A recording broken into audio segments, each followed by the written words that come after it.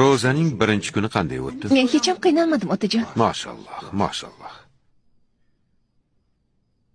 Inson Ramazonning birinchi kunida ichiga bir urug' ekadi. 3-kun o'sha urug' unib chiqadi. 10-kuni ildizi, poyasi bor ko'chatga aylanadi. Keyin esa shoxlaydi. 20-kun shoxlari yaproq yozadi. 27-kuni yaproqlari gullaydi. Oxirgi kun shoxlari mevalarga to'la soppa sog'lom daraxtga aylanadi. Ildizlari juda chuqur, shoxlari osmon va falakda. Endi ro'zaning nuri insonning yuzidadir. Juda yaxshi tushuntirdingiz.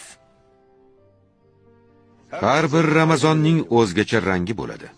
Ramazon turli fasllarga to'g'ri keladi. Bir Ramazonda sersuv tarvuzni sog'inib qolasan. Bir Ramazonda qish holvasini. Siz bugun nimani sog'indingiz? Men faqat Ramazonni sog'inibman.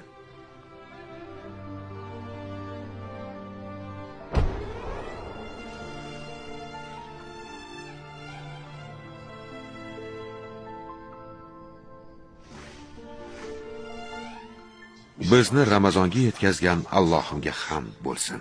Amin. Amin.